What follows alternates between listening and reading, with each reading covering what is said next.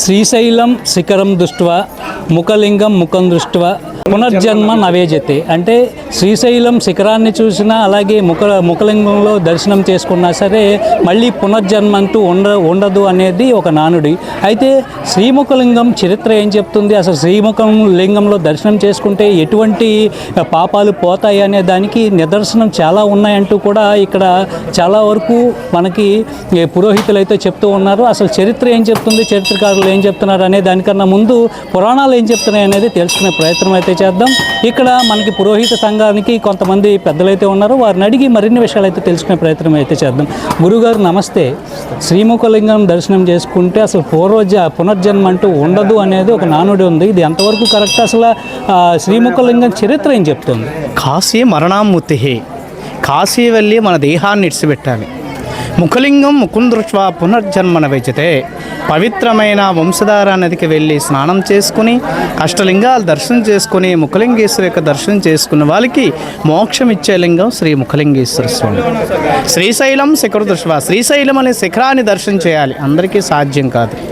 కాశీ మరణాముతి, వెళ్ళిపోయిన అందరూ కూడా చనిపోరు, ఎవరికో ఒకరికి అది ప్రాప్తం. అది ముఖలింగం ముఖం దృష్ట్వా అంటే ముఖం దృష్ట్వా ఎందుకంటే ఇది గోకర్ణ మధుకేశ్వరాయ. గోవు అంటే ఆవు, ఆవు అంటే స్త్రీ, స్త్రీ అంటే మంగళప్రదమైనది, అందుకు గోకర్ణ మధుకేశ్వర అని పేరు వచ్చింది. ఇది పుణ్యక్షేత్రం అన్నమాట. వేణుగంగా నదీ స్నానం అష్టలింగ ప్రదక్షిణ ముఖలింగం ముఖం దృష్ట్వా పునర్జన్మన వేచితే, పవిత్రమైన వంశధార నదికి వెళ్ళి అష్టలింగాలు దర్శనం చేసుకొని ముఖలింగేశ్వర యొక్క దర్శనం చేసుకున్న వాళ్ళకి మోక్షం ఇచ్చే లింగం శ్రీ ముఖలింగేశ్వర స్వామి. అయితే ముఖలింగేశ్వర స్వామి వారు పుట్టడం కారణం ఏమిటంటే, పూర్వం ఇదంతా కూడా అరణ్య ప్రదేశం, ఇది గోవిందారణ్యము అంటారు. ఈ గోవిందారణ్యములో నారాయణ యజ్ఞాన్ని వామదేవ మహర్షి తలంచుకున్నాడు. మనలో చాతుర్వర్ణాలు 4 తెగలు ఉన్నాయి, క్షత్రియ బ్రాహ్మణ వైశ్య శూద్రుని. దేవతల్లో కూడా 7 తెగల వాళ్ళు ఉన్నారు, గరుడ గంధర్వ కిన్నెర కింపురుష యక్ష సిద్ధి సాధ్యులని. వాళ్ళందరూ కూడా వచ్చి ప్రభు మమ్మల్ని పిల్లడం కారణం ఏమిటి, ఇక్కడ నేను నారాయణ యజ్ఞం పుడుతున్నాను, యజ్ఞం గురించి మీరందరూ కూడా సమితులు తనని వర్తమానం చేశారు. వీళ్ళందరూ కూడా సమితులు తేవటానికి 4 దిశల దిక్కు వెళ్ళిపోయారు. వామదేవ మహర్షి ఆహుతి ఇచ్చేటప్పటికి అందరూ వెలిపుచ్చారు, కానీ తూర్పు అరణ్యుడు గంధర్వమోటో రావట్లేదు. వాళ్ళు ఏం చేశారు, కోయి వాళ్ళు ట్రైబల్స్ అంటాను చూశారు. ఇప్పుడైతే నాగరికత తెలిసిన కానీ అప్పుడు నాగరికత ఉంటే ఎవరు తెరవదు. వాళ్ళ నగరదయంతో వాళ్ళు ఆడుతూ పాడుతూ ఉంటుండగా వాళ్ళతో మోహించుకుని గంధర్వులు ఉండిపోయారు. వామదేవ మహర్షి కోపం కలిగింది, నా యజ్ఞాన్ని మీరు భంగం చేశారు కాబట్టి మీరు కూడా కోయవలైపులుగా కానీ శపించారు. ఈ గంధర్వులందరూ కూడా కోయవలైపోయారు.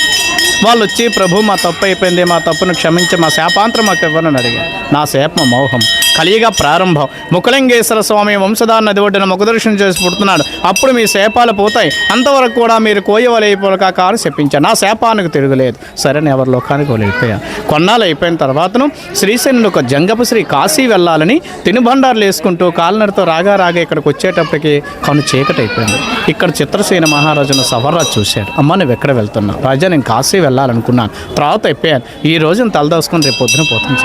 సరే అదే ఇంటికి వచ్చేటప్పుడు ఎవరైనా ఆదరించడం మన ధర్మం.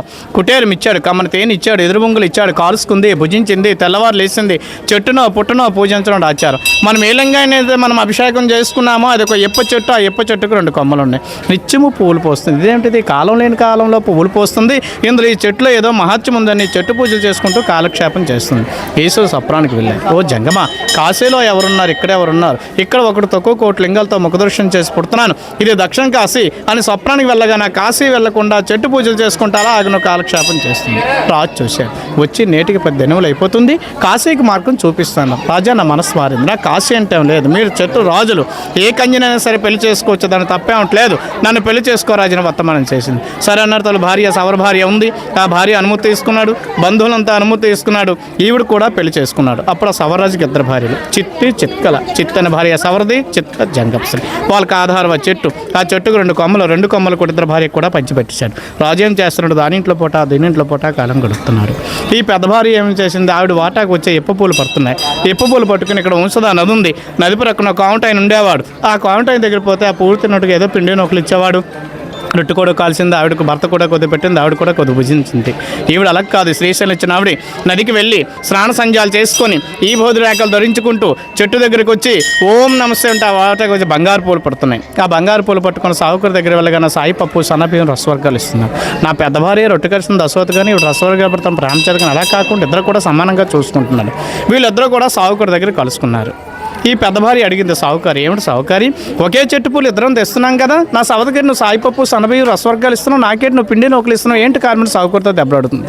నువ్వు తెచ్చింది ఇప్ప పూలు, ఆవిడ తెచ్చింది బంగారు పూలు, నేను వస్తువుతో నువ్వు సామాలు ఇస్తాను, నాలో దోషం లేదు. సరే ఇది ఎవరితో దేశాటిని చెట్టును మందులు పెట్టి 2 విధాలుగా ప్రవర్తిస్తుంది, దాని కొమ్మ నేను తీసుకుంటా, నా కొమ్మ ఆవిడకి ఇస్తామని పేచే పెట్టింది. భక్తి ఎక్కడుందో భగవంతుడు అక్కడే ఉంటున్నాడు. మళ్ళీ యథస్థానంగా సవరదానికి ఇప్ప పూలే పడుతున్నాయి, ఈ శ్రీశైలం బంగారు పూలే పడుతున్నాయి. వీళ్ళు నిత్యం జిత్తులు పెట్టుకుంటున్నారు. రాజు చూశారు, ఒకరికిద్దరు భార్యలను బ్రతకా భైరంగం, అన్నింటి కారణం చెట్టు. ఆ చెట్టే లేకపోతే తగునడు వరలో కత్తిని తీసి చెట్టుని సేదించారు. పైపు కొమ్మ పడిపోయింది. ఆ ముదురు భాగం ఒక తేజస్సును అగ్నించాలి, అగ్నించాలు తట్టుకోలేక రాజు రక్తం కక్కితో పడిపోయాడు. అప్పుడు ఈ పెద్ద భార్య సవరది ఎవరితో దేశాటన వచ్చింది, నా మగను విషం పట్టు చంపిస్తున్న వర్తమానం చేసింది. వీళ్ళందరూ కూడా అంటే అంతా ట్రైబల్స్ కాబట్టి అందరూ కూడా కత్తులు కటాలు పట్టుకుని చంపిస్తామని భయపెట్టారు. అప్పుడు ఏ సారణ్యం లేదు, శ్రీశైలం ఇచ్చిన ఆవిడికి 2 చేతులతో జోడించి నాతా నాస్తే పితా నాస్తే నాస్తే బందర సహోదర, అర్థం నాస్తే గృహం నాస్తే, నా గృహం అంటూ లేదు, బంధువులు అంటూ లేదు, నమస్కారం పెట్టగానే అగ్ని అంటే చల్లారే అయ్యగారు ముఖదర్శనం చేసి పుట్టారు. ఎప్పుడైతే అయ్యగారు ముఖదర్శనం చేసి పుట్టారో గంధర్వులే కోయవలు అయిపోయి చెప్పాం కదా, వాళ్ళని ఈ జన్మ పోయి మళ్ళీ పవిత్రమైన గంధర్వులే ఎవరి లోకాన్ని వెళ్ళి బ్రహ్మ దేవతలు చెప్పారు. ముఖలింగేశ్వర స్వామి వంశధార నది ఒడ్డున ముఖదర్శనం పెట్టి చెప్పగానే దివ్య నుండి 1 దేవతలు వచ్చి ఎవరి లింగాన్ని వాళ్ళు ప్రతిష్ఠించుకుని వెళ్ళారు. ఈ స్థల పురాణం ఎవరు వింటారో తదుపరి ముఖలింగేశ్వర సన్నిధానం చేరుతారని అగస్ముని కుమారస్వామితో చెప్పిన శాసనాలు కూడా ఇక్కడ రాస్తున్నాను. సో ఇది అయితే స్వామివారు ఇప్పుడు ఏదైతే ఇప్పుడు ముఖలింగేశ్వర స్వామి విప్ప చెట్టు నుంచి వచ్చినటువంటి ఏదైతే లింగం ఉందో ఆ లింగం ఓకే, అయితే దీనికి సంబంధించి ఆ లింగం వెనకాల ఒక గోళం ఉంది, మరి దాని చరిత్ర ఏంటంటే 500 సంవత్సరాలు అవుతుంది. పూర్వం ఇక్కడ కుమ్మన్ నాగన్ అనేవాడు ఉండేవాడు. ఆ కుమ్మన్ నాగన్నికి 60 ఏండ్లు అయిపోయింది.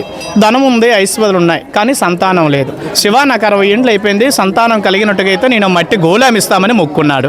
అలాగని కూడా 60 ఏండ్లు కూడా సంతానం కూడా కలిగింది. నదికి వెళ్ళాడు, మట్టిని తీసుకొచ్చాడు, కాలుతో విసకుండా చేతులతో మర్దించిన మట్టి గోళ తయారు చేసుకొచ్చాడు. అన్ని దూరం దాటి కానీ లోపల దూరం దాటలేదు. ఎందుకు? కొడుకు పుట్టాడు సంతోషంతో, కొల ప్రమాణం లేకుండా 2 గోళాలు తయారు చేసుకొచ్చాడు. పని వాళ్ళతో ఒకటి బాగా నిట్టాడు, భిన్నం అయిపోయింది. ఉన్నది ఒకే గోళం ఉంది. శివ తెలియక కొల ప్రమాణం లేకుంటే ఈ గోళం తయారు చేశాను, నాకు 60 ఏండ్లో సంతానం ఇచ్చావు, నువ్వు ఇచ్చిన బిడ్డ నేను తీసుకున్నా, నీ ఇచ్చిన గోళం నువ్వు తీసుకోలేదు, నాకు ఈ పిల్లవాడు కూడా అక్కర్లేదు అన్న గోళంలో పడేసి వెళ్ళిపోయాడు. ఇక్కడ అర్చకుడు కూడా భోగరాగాలు చేసుకుని తాళాలు వేసుకుని కుమ్మన్నాగాన్ని ఎప్పటికైతే రాలేదో 9-10 అయిపోతుందో వాడు తాళాలు వేసుకుని ఇంటికి వెళ్ళిపోయాడు. అర్ధరాత్రి మీద 12 గంట టైంలో మేఘ గర్జన ఉరుముడితో పిల్లవాడిని గోళాన్ని సోమవారి వెనక భాగాన తెచ్చుకున్నారు. తెల్లవారు మరొక అర్చకుడు తలుపు తీయగానే పిల్లవాడు అందులో వెడుస్తున్నాడు. అప్పుడు కుమ్మన్నాగను కౌరుపితే కుమ్మన్నాగను వచ్చి ఇక్కడ పర్లాకి ఒక కోట ఉండేది, అక్కడ రాజుగారు వచ్చి ఆ పిల్లవాడిని తీసుకెళ్ళిపోయి 21 రోజుల తర్వాత సహస్రఘట్టాభిషేకం చేశారు. ఇప్పుడు కూడా సంతానం లేని వాళ్ళు, కళ్యాణం లేని వాళ్ళు, వ్యాపారం లేని వాళ్ళు, మనసులో ఏ కోరికలున్నా ఆ గోళెను తాకే వాళ్ళకి మనసున్న కోరిక కూడా జయప్రదమవుతుంది. ముఖలింగం దేవస్థానం, సూర అప్పారావు శర్మ. ఇది శ్రీముఖలింగం తాలూకా చరిత్ర. అయితే చరిత్ర ఏం చెప్తుంది అనే దానికన్నా పురాణం ఏం చెప్తుందంటే ఆ పురాణ గాథలే నేటికి చరిత్రకు ఆనవాలంటానికి సాక్షిభూతంగా నిలుస్తున్నటువంటి శ్రీముఖలింగ క్షేత్రం తాలూకా చరిత్ర అయితే ఇది. So signing off Kouthula TV.